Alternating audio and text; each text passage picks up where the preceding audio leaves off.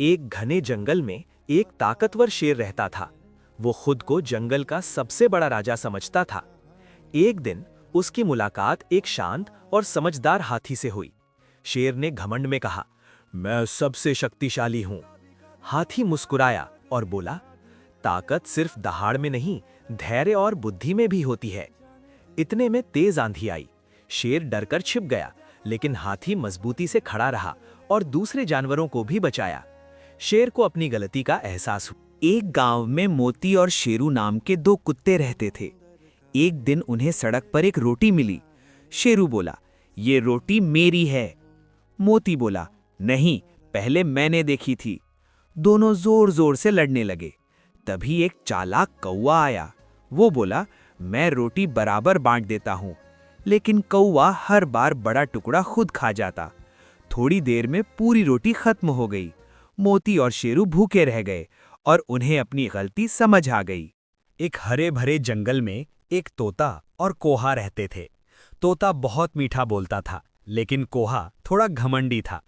एक दिन तेज तूफान आया। कोहा घबराकर इधर-उधर उड़ने लगा, लेकिन तोते ने उसे शांत रहने को कहा और पास के पेड़ की मजबूत डाल पर बैठने को बोला। कोहा ने तोते की बात मानी और दोनों सुरक्षित बच गए। तब कोहा को समझ आया, मीठी बोली और समझदारी ही असली ताकत है। सीख, घमंड नहीं, समझदारी काम आती है। एक घर में एक छोटा सा चूहा रहता था। वो बहुत शरारती था और रोज रसोई से खाना चुरा लेता था। उसी घर में एक चालाक बिल्ली भी रहती थी। एक दिन बिल्ली ने चूहे को पकड़ने की योजना बनाई। वो चुपचाप रसोई के कोने में छिप गई। चूहा हमेशा की तरह खाना लेने आया, लेकिन आज वो थोड़ा सावधान था। उसे कुछ गड़बड़ लगी। जैसे ही बिल्ली उस पर झपटी, चूहा तेजी से भागा और अपने बिल में छिप गया। बिल्ली खाली हाथ रह गई। सीख, मुसीबत के समय समझदारी और सतर्कता ही हमें बचाती है। एक गांव में एक कुत्ता और एक मुर्गा अच्छे दोस्त थे। दोनों हर समय साथ रहते थे। एक दिन वे खेत के पास घूम रहे थे। तभी एक चालाक लोमड़ी वहां आ गई।